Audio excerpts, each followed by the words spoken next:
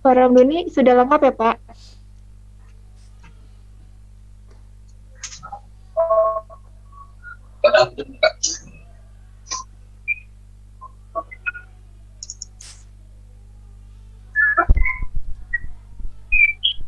Ya, selamat siang Bu Arisma.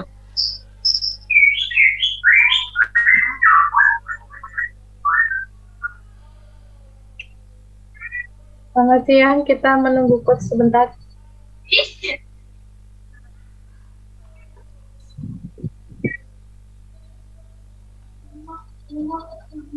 Baik, sudah siap ya, Pak? Sudah, Pak. Ya, baik. Saudara Edi ya. Baik, kita lanjut lagi ke penyaji yang ke-6 nih, Mas Edi.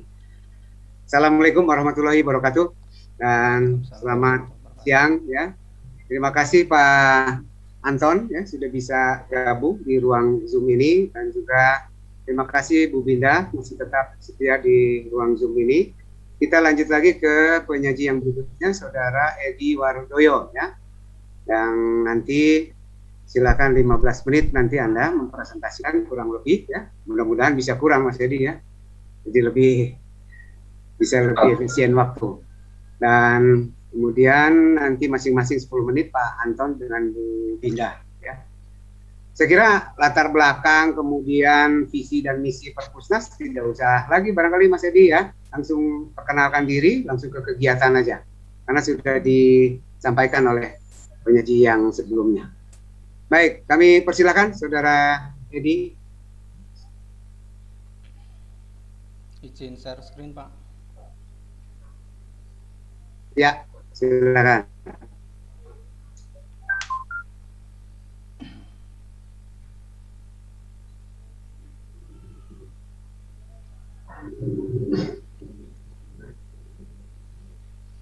Bismillahirrahmanirrahim. Assalamualaikum warahmatullahi wabarakatuh.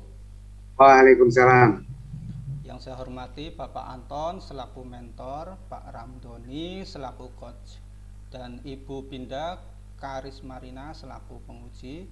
Puji syukur kehadirat Allah SWT atas nikmat sehat, sehingga pada siang hari ini kita bisa bertemu secara virtual dalam seminar laporan aktualisasi.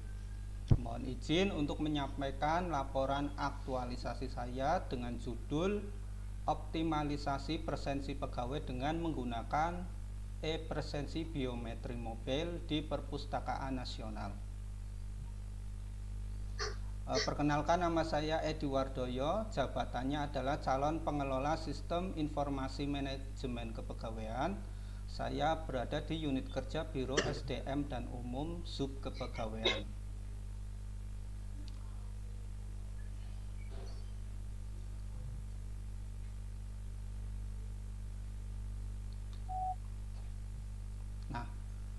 Dalam pelatihan dasar ini CPNS diwajibkan untuk mengaktualisasi nilai-nilai dasar PNS dalam melaksanakan tugas di unit kerjanya ya.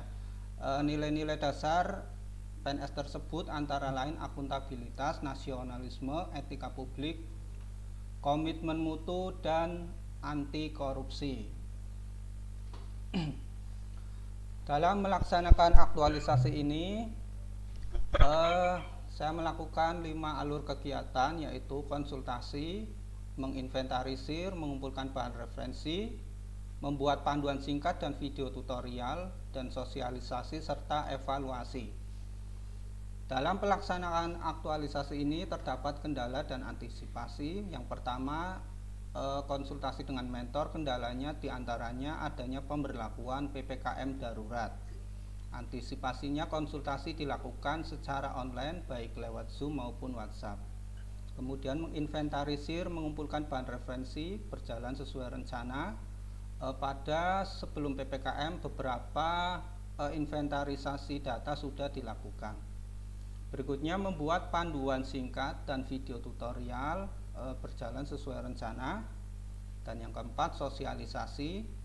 Terdapat kendala yaitu adanya PPKM, dan antisipasinya sosialisasi masih dilakukan terbatas, belum menyeluruh ke semua pegawai.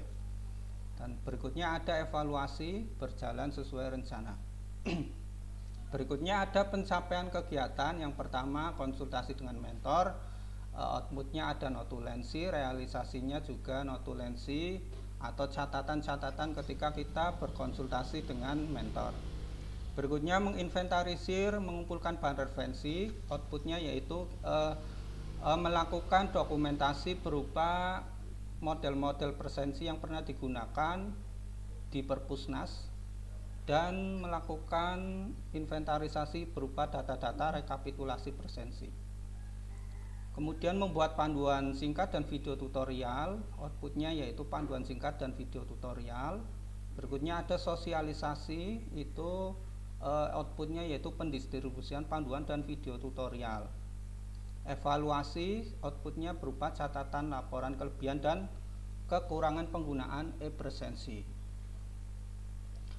Ini adalah kegiatan yang pertama, melakukan konsultasi.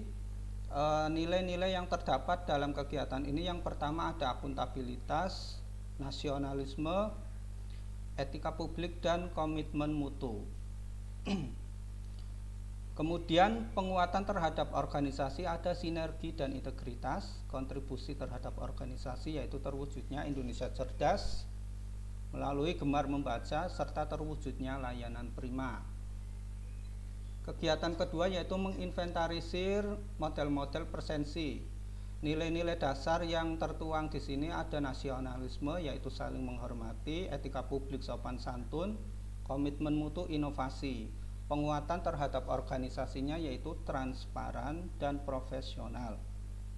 Serta kontribusinya yaitu terwujudnya Indonesia Cerdas melalui gemar membaca serta terwujudnya layanan prima. Berikutnya ada menginventarisir laporan presensi pegawai. Di sini laporan masih menggunakan manual. Nilai-nilai dasar yang terkandung di sini yaitu nasionalisme, saling menghormati, etika publik, komitmen mutu.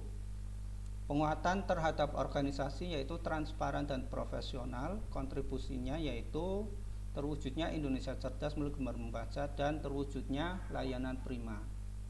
Kegiatan yang ketiga yaitu ada membuat panduan singkat dan video tutorial. Nilai-nilai dasar yang tertuang dalam kegiatan ini antara lain ada akuntabilitas, etika publik, dan komitmen mutu. Penguatan terhadap organisasinya yaitu profesional, sinergi, dan integritas. Berikutnya kegiatan 4, sosialisasi. Nilai-nilai dasar yang terkandung dalam kegiatan ini antara lain akuntabilitas, nasionalisme, etika publik, dan komitmen mutu, serta anti korupsi. Penguatannya yaitu integritas dan sinergi. Dan yang kelima, kegiatan evaluasi. Nilai-nilai yang terkandung di dalamnya yaitu ada akuntabilitas, nasionalisme, etika publik, dan komitmen mutu. Penguatan terhadap organisasi yaitu transparan, sinergi, akuntabilitas. Dan ini adalah jadwal kegiatan aktualisasi. Penutup, pendidikan dan pelatihan dasar merupakan hal yang wajib diikuti oleh setiap CPNS. Dan dalam kegiatan aktualisasi ini, para CPNS diwajibkan untuk menerapkan nilai-nilai dasar PNS. Demikian presentasi singkat dari saya. Terima kasih atas perhatiannya dan mohon maaf bila ada kekurangan. Waktu saya kembalikan ke moderator. Terima kasih. Baik. Terima kasih Mas Edi ya sudah menyampaikan atau mempresentasikan laporan aktualisasinya. Berikutnya kami persilahkan Pak Anton selaku mentor untuk memberikan masukan maupun penguatan untuk saudara Edi ya. Kami persilakan Pak Anton. Baik, terima kasih Pak Ramdhani. Ketemu kedua kalinya, semoga dalam keadaan walafiat. Amin. Ya. Baik, bismillahirrahmanirrahim. Anton ya. Amin, alhamdulillah. Ya, saya mencoba untuk memberikan penguatan selaku mentor dari Mas Edi Wardoyo. Sebelumnya saya ucapkan bismillahirrahmanirrahim. Assalamualaikum warahmatullahi wabarakatuh. Waalaikumsalam. Warahmatullahi wabarakatuh. wabarakatuh. Salam sejahtera untuk kita sekalian. Yang saya hormati Ibu Binda Karisma Rina, selaku penguji. Yang saya hormati juga Pak Ahmad Ramdhani, selaku coach, Mas Edi Wardoyo ini, dan juga Mas Edi, selaku peserta latsar tahun 2021 Pustaka Nasional, CPNS Pustaka Nasional. Ya, perlu saya sampaikan kepada Bu Binda dan juga Pak Ahmad Ramdhani, Mas Edi Wardoyo ini memang kita rekrut sebagai pengelola sistem informasi manajemen kepegawaian, terutama yang berkaitan dengan masalah aplikasi-aplikasi terkait dengan masalah kepegawaian. Dan kebetulan sesuai dengan bidangnya beliau yaitu IT, sehingga yang bersangkutan mencoba untuk mengambil aktualisasi dalam latsar ini, yaitu terkait dengan masalah presensi biometrik berbasis Android ataupun iOS lah, mobile lah gitu ya Pak ya.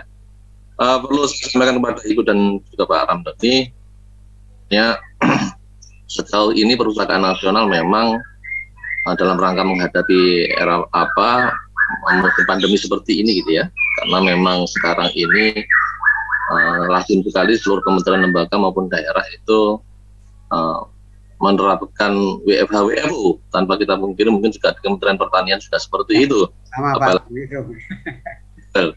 Apalagi sekarang yang keputusan pemerintah PPKM yang masuk level 4, kita harus full WFH 100% yang non esensial seperti Perpustakaan Nasional. Jadi kalau misalnya Perpustakaan Nasional sebagai lembaga penyelenggara pelayanan publik tentu harus WFH 100%, tidak boleh menyelenggarakan layanan apapun dalam bentuk apapun, karena itu masuk kategori non esensial. Mungkin Kementerian Pertanian untuk beberapa unit kerja juga demikian, sehingga kita memang harus mau tidak mau jadi gemuk di rumah ini selama 1 bulan. Iya, baik seperti itu. Nah, berkenaan dengan hal tersebut, tentunya ini sangat penting kita mencoba untuk mengakselerasi atau mencoba untuk mengeksplor bagaimana pegawai itu berkinerja meskipun WFH. Kita tetap bisa memantau meskipun WFH. Jadi target kinerja sesuai dengan arahan Menpan selama WFH tetap harus tercapai gitu ya. Tetap harus tercapai. Nah, bagaimana caranya? Yaitu dengan cara mengontrol, salah satunya yaitu dengan kehadiran pegawai. Selalu harus menginput kehadiran pegawai di dalam presensi yang telah disediakan oleh Perpustakaan Nasional. Ya, sejauh ini memang Perpustakaan Nasional masih menggunakan presensi biometrik, namun berbasis fingerprint atau sidik jari atau retina ya Pak ya. Sehingga ini mungkin agak sudah terlalu ketinggalan kalau misalnya ini tetap diterapkan selama pandemi, khususnya ketika WFH seperti ini. Nah, ketika WFO mungkin bisa, namun rentan sekali kita agak sedikit takut ketika fingerprint jempol kita nempel dari jempol orang lain, makanya itu agak riskan. Sehingga sejauh ini kita masih menggunakan Google Drive. Makanya dibangun sekarang ini supaya pegawai itu tetap kehadirannya itu tetap 100%, kita bisa pantau itu, maka kita harus menciptakan teknologi yaitu presensi biometrik berbasis mobile lah, Android maupun iOS yang bisa diakses di manapun tempatnya ketika WFH. Nah, jadi jempolnya tidak saling bersentuhan ya Pak? Nah, jempolnya tidak membekas gitu kan? Membekas. Gitu. Nah, kalau santai membersih nggak apa-apa Pak. Ya. Tapi kalau jempol tidak boleh bersinggungan, gitu ya Bu Binda ya. Nah, maka dari itu ini salah satu program kami, dan memang ini digawangi oleh Mas Edi Wardoyo supaya presensi biometrik ini tetap bisa terlaksana di tahun ini. Dan sekarang ini kita lagi gencar-gencarnya membangun presensi biometrik ini berbasis Android, dan sedang kita, ya kalau tadi dipaparkan oleh Mas Edi Wardoyo, sudah beberapa kali disosialisasikan di lingkup Biro SDM ya Pak ya. Sudah kita mencoba untuk simulasi gitu ya, kita simulasikan apakah presensi biometrik ini sudah bisa berjalan atau belum, sebelum kita bisa menerapkan secara nasional, dalam arti di lingkungan Perpustakaan Nasional, di UPT dan juga di UPT Bung Karno di Blitar, dan juga di UPT Bung Hatta di Bukit Tinggi. Saya kira ini sangat mendukung sekali dalam hal kinerja pegawai, memantau kinerja pegawai ketika WFH, WFO saat musim pandemi seperti ini. Nah, ini tentu menjadi prioritas kami dalam rangka menyelesaikan presensi biometrik ini, sehingga ini bisa tetap berjalan efektif dan bisa kita terapkan, apalagi nanti kita bisa integrasikan dengan aplikasi yang lain ketika ya wajar Pak, kalau ketika sekarang ini memang seluruh KL ini pastinya tentu sudah menerapkan tunjangan kinerja berbasis kerja melalui aplikasi kinerja. Nah, nanti kalau sudah bisa kita integrasikan dengan presensi biometrik, tentu kita sudah mudah untuk menghitung capaian kinerja dan presensi atau kehadiran pegawai ini berapa persen. Nah, nanti bisa dihitung berapa tunjangan kinerja yang diterima pegawai setiap bulannya gitu ya, setelah diintegrasikan antara capaian kinerja dan juga presensinya. Nah, sejauh ini ya mohon maaf tidak bisa kita pungkiri karena memang sekarang masih menggunakan Google Form, maka dari itu rata-rata laporan kehadiran dari masing-masing unit kerja itu ya tentu masih selalu 100% gitu ya, selalu 100% lengkap gitu ya, meskipun ya kenyataannya apakah yang bersangkutan berkinerja atau tidak gitu ya. Nah, sekarang jangan utuh Pak, jangan utuh gitu kan. BPK malah didukung gini Pak. Jadi BPK ya sudah, BPK sendiri malah mendukung ya kita maklumi selama pandemi seperti ini gitu ya.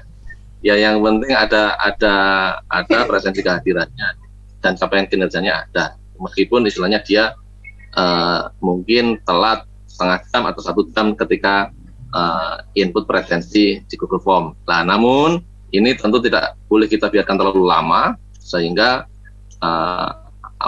aplikasi presensi biometrik berbasis Android ini harus segera kita terapkan supaya tetap pegawai meskipun WFH gitu ya harus disiplin. Jadi sebelum 30 harus sudah absen gitu ya, sudah absen. Maka kalau misalnya tidak absen akan terkena potongan. Kalau terlambat setengah jam bisa 0,5%, terlambat 1 jam bisa 0,75 atau 1%. Nah, kita tinggal buatkan rule-nya, regulasinya terkait pemotongan seperti sebelum-sebelumnya berbasis finger atau sidik jari atau retina tadi. Nah, ini tentu nggak bisa kita biarkan terlalu lama, meskipun kita juga tidak tahu sampai kapan pandemi ini akan berjalan atau berlangsung. Dari itu ini menjadi terobosan kami supaya ya nilai RB kita juga meningkat Pak, karena memang sekarang sudah lazim presensi biometrik berbasis Android dan juga e-kinerja, sehingga ketika kita sudah memiliki itu tentu capaian RB atau nilai RB kita itu bisa mendongkrak untuk menaikkan ranking kita ke depannya, seperti itu.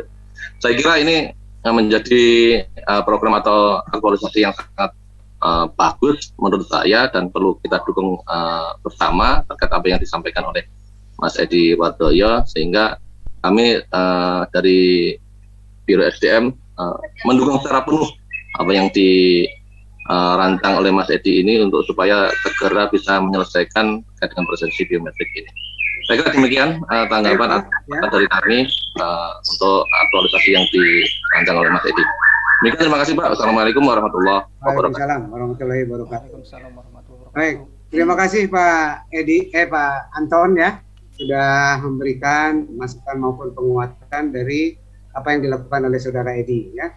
Saya kira aktualisasi yang dilakukan Saudara Edi ini sangat bermanfaat ya Pak Anton dengan kondisi kita lagi pandemi begini, karena memang sudah bermacam-macam Pak aplikasi atau program dari sistem absen untuk di masa pandemi ini ya. Dan saya bulan kemarin sempat ke Palu, Sulawesi Tengah Pak.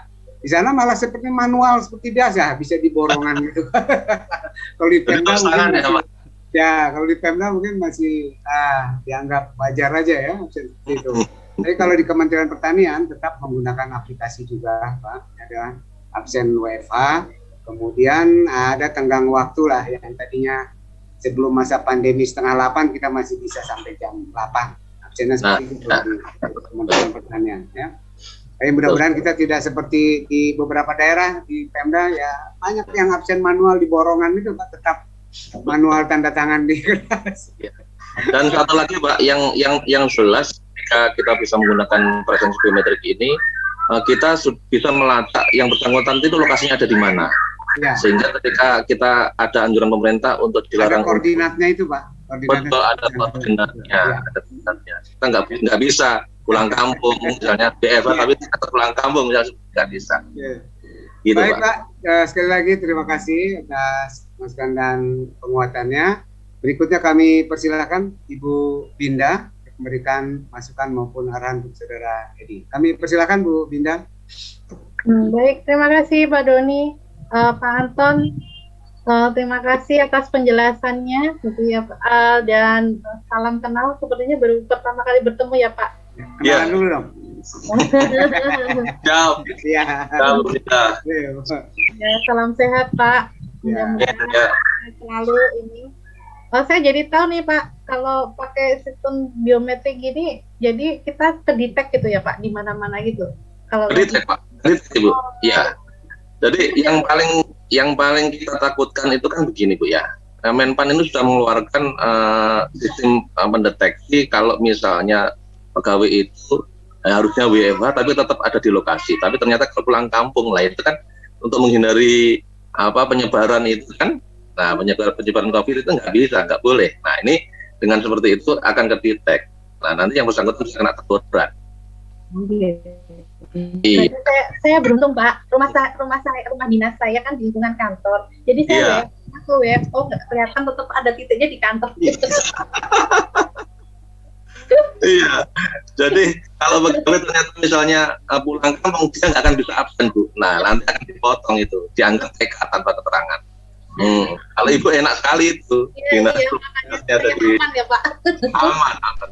Mau WFH mau WFO titiknya tetap sama di lingkungan Aman. Iya. Baik, jadi Edi, ini optimalisasinya dalam bentuk apa sih? Coba tolong saya diceritakan. Optimalisasi absensi biometri ini itu apa yang dilakukan oleh Edi? Ya. Jadi sekarang di Perpusnas itu Bu masih menggunakan Google Form ya, dimana Google Form itu masih banyak kelemahan ya. Contohnya misalnya kita berangkat jam 8 ya, tapi kan masih bisa diinput pukul 7.30 ya. Kemudian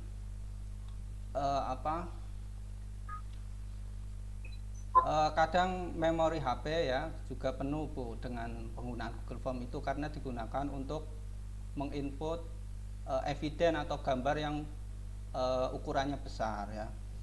Selain itu hasil rekapitulasi presensi pegawai itu pada setiap unit masih tersebar di setiap unit Bu, belum terpusat pada satu server ya.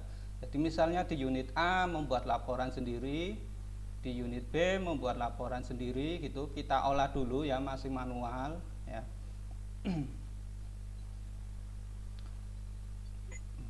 Masih manual ya.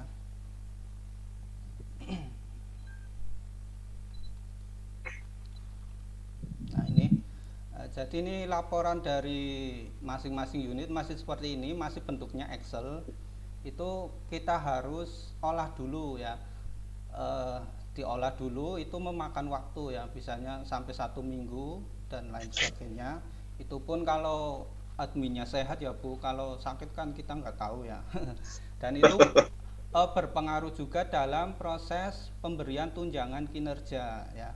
Jadi kan agak terlambat gitu ya, karena harus menunggu pengolahan data ini dulu. Nah, dengan adanya biometri ini diharapkan setiap laporannya itu akhir bulan langsung itu Bu langsung jadi ya. Jadi si admin tinggal mengecek saja ya. Itu tentunya waktunya lebih efisien ya, lebih cepat dibandingkan dengan pengolahan secara manual ini. Dan apalagi di Perpusnas ini unitnya sampai 15 unit ya, kurang lebih ya, 15 unit kerja kalau nggak salah.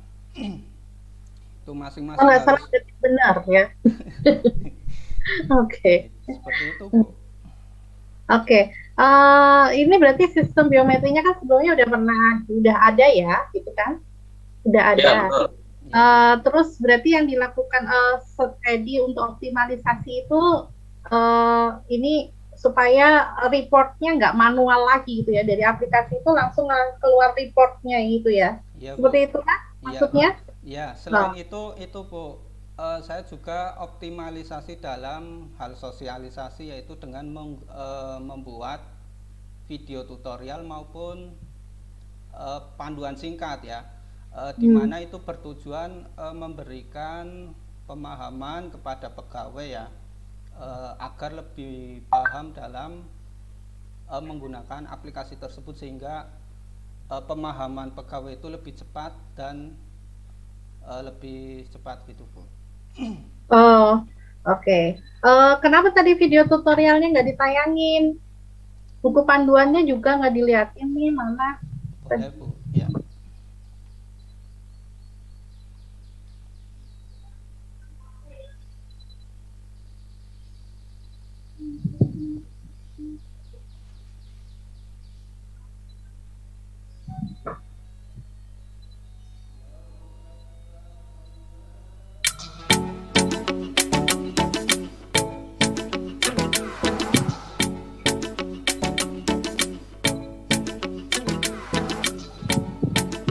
Ini yang video tutorial yang saya buat menggunakan aplikasi editor. Gitu. Ini suaranya nggak keluar loh. Oh ya. Ya udah. Oh, oke. Oke, udah. Saya paham. Oh, ini berbasis Android ya. Jadi aplikasinya. Ya, berbasis Android. Oke. Edi, apa namanya? Setelah melakukan sosialisasi ini, gitu, sosialisasi yang bikin ini apa namanya? Tutorial ini di-share kemana? Ke siapa? Atau buku panduannya di-share ke siapa? Tutorial dan buku panduan ini di-share ke siapa dan kemana gitu? Yang pertama, untuk video tutorial itu saya upload ke YouTube Bu, YouTube saya, yaitu tujuannya kan lebih mempermudah orang untuk mengakses ya, daripada kita kirim secara manual, tentunya filenya besar ya. Kemudian untuk buku panduan kita bisa sharing ya, pada grup-grup yang ada di Perpusnas ya. Ada grup kepegawaian, ada grup humas dan lainnya. Kita bisa sharing ke situ sehingga mudah diakses bagi mereka untuk membacanya. Demikian. Oke. Setelah sosialisasi ya, setelah sosialisasi ini kan tadi ada evaluasi. Hasilnya apa tuh? Setelah dievaluasi, progresnya seperti apa? Ya.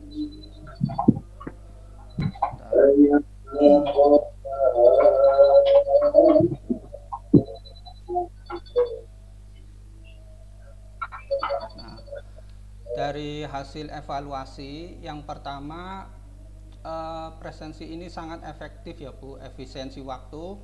Kita tidak perlu antri untuk melakukan presensi. Contohnya kalau kita presensi menggunakan Finger ya, itu kalau kita kebetulan berangkatnya bareng itu ya kita harus mengantri ya.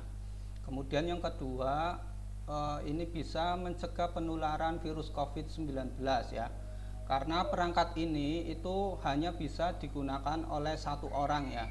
Jadi misalnya pegawai yang lain tidak bisa meminjam handphone kita untuk melakukan absen. Misalnya dia HP-nya ketinggalan atau apa, Mas saya pinjam HP-nya untuk absen, itu tidak bisa karena satu perangkat itu sudah terprogram hanya untuk satu orang tersebut ya. Kemudian selain itu Android ya, tentu kita tahu bahwa Android itu sudah banyak digunakan oleh seluruh masyarakat di Indonesia, khususnya seluruh pegawai di Perpusnas itu sebagian besar sudah banyak menggunakan Android ya. Kemudian setelah dievaluasi, pengolahan laporan presensi ini lebih efektif ya, efisien, karena nanti terpusat pada satu server ya. dan selain itu dapat diintegrasikan ke dalam sistem e-kinerja ya. Kemudian kekurangannya itu sistem ini masih belum kompatibel untuk iPhone ya, iPhone. Jadi hanya masih bisa digunakan untuk Android. Demikian Bu. Oke, kalau untuk pegawai sendiri dengan adanya sistem ini setelah disosialisasiin sama Edi, apakah bisa kita lihat progresnya? Oh, mereka lebih disiplin nih sekarang absennya gitu. Seperti apa? Ya tentunya itu memberi dampak kedisiplinan bukan. Tadi sudah dijelaskan bahwa dengan ini kan ada pemotongan gitu ya. Dibandingkan kita presensi biasa gitu kan tidak ada hukuman ataupun apanya gitu kan biasa-biasa aja lah.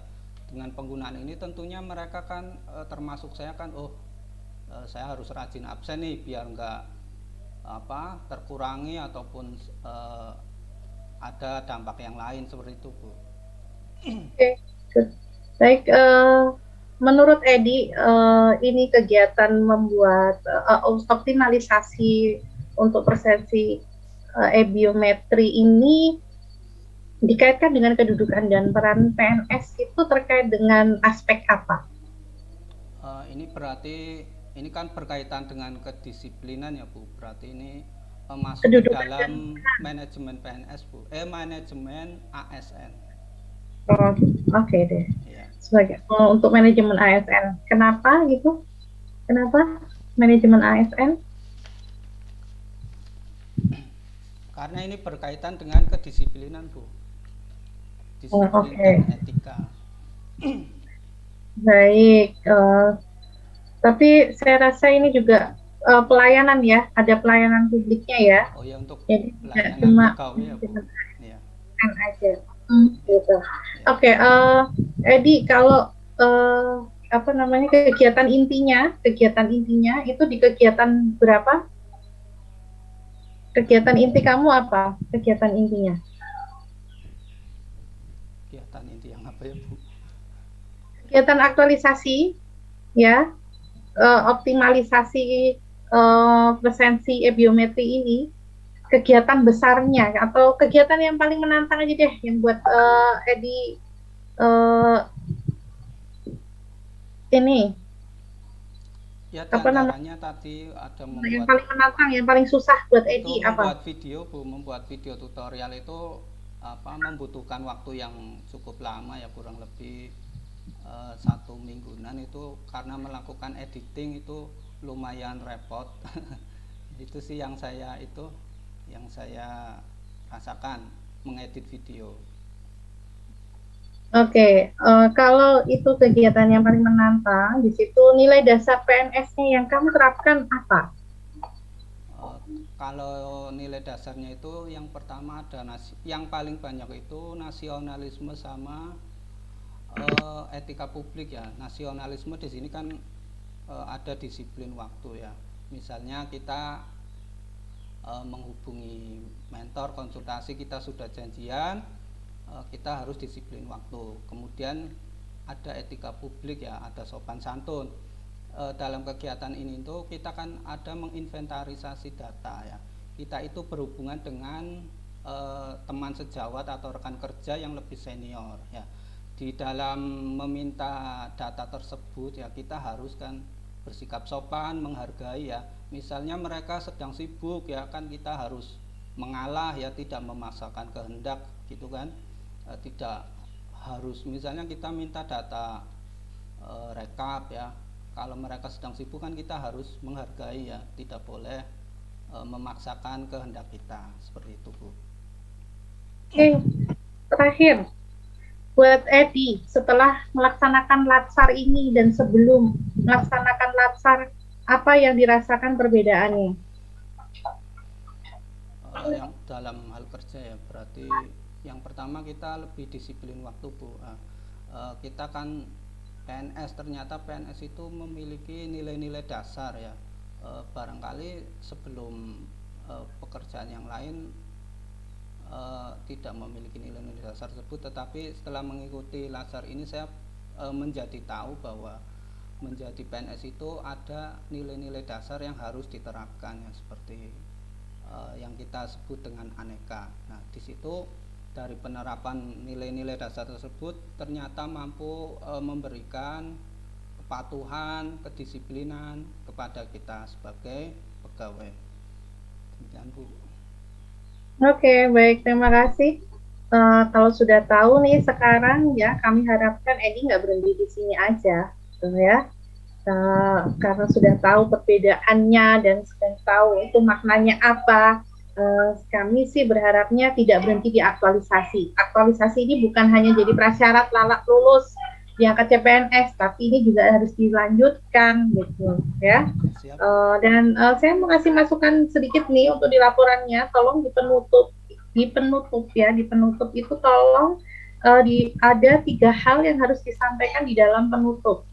Yang pertama, sejauh mana pelaksanaan aktualisasi membantu memecahkan masalah organisasi. Kemudian yang kedua, adakah perbedaan kualitas hasil kerja dengan diterapkannya nilai-nilai aneka. Jadi ini manfaat atau kualitas hasil kerjanya setelah diterapkan nilai-nilai aneka itu seperti apa gitu ya. Kemudian nilai-nilai dasar PNS yang dominan dalam pekerjaannya Edi itu apa, khususnya dalam melaksanakan aktualisasi. Itu 3 hal atau poin penting yang harus dimasukkan di dalam penutup ya. Pak Doni, saya rasa cukup itu aja, sudah zuhur nih. Ya, baik Bu Binda ya. Saya kira udah bagus Pak Edi ya. Terima kasih Bu Binda atas masukan serta arahannya untuk Saudara Edi ya. Dari Pak Anton mungkin ada yang mau ditambahkan atau cukup Pak? Ya, saya kira cukup, tapi sedikit saja. Ya. Saya pesan sama Mas Edi, semua apa yang disampaikan oleh penguji dari Bu Binda mohon dicatat betul, mohon nanti disempurnakan naskah aktualisasinya, apa tadi yang menjadi saran dan masukan, dan khususnya nilai-nilai dasar PNS tadi yang ditanyakan sama Bu Binda ini tentunya kembali dari diklat menjadi CPNS yang tentu disiplin tinggi, gitu kan, patuh semua pada aturan. Gitu. Pokoknya terapan nilai-nilai aneka atau nilai dasar PNS di kantor nantinya. Demikian Pak. Terima kasih. Baik, terima kasih Pak Anton ya. Dan tolong diperhatikan Pak Edi ya, apa yang sudah disampaikan Bu Binda itu agar menjadikan masukan serta perbaikan ya, sehingga laporan Anda akan lebih sempurna lagi. Saya kira itu yang bisa disampaikan, dan tentunya memang Pak Anton pada waktu kita dulu kan prajabatan ya. Ya, betul. Model sekarang latsar ya. Dan latsar ini penerapannya adalah aneka pemahamannya yang harus dimaknai oleh adik-adik kita yang baru, bukan cuma di latsar saja Pak Edi ya, Mas Edi.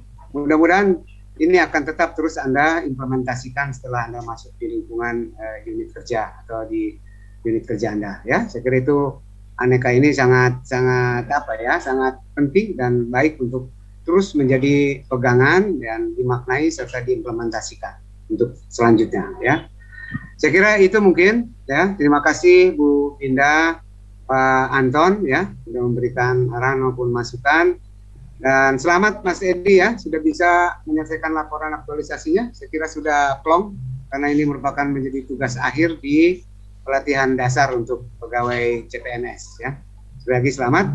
Dan akhir kata, wabillahi taufiq wal hidayah. Wassalamualaikum warahmatullahi wabarakatuh. Waalaikumsalam warahmatullahi wabarakatuh. Terima kasih semuanya. Terima kasih. Ya. Ya, Anton, terima kasih Anton. ya.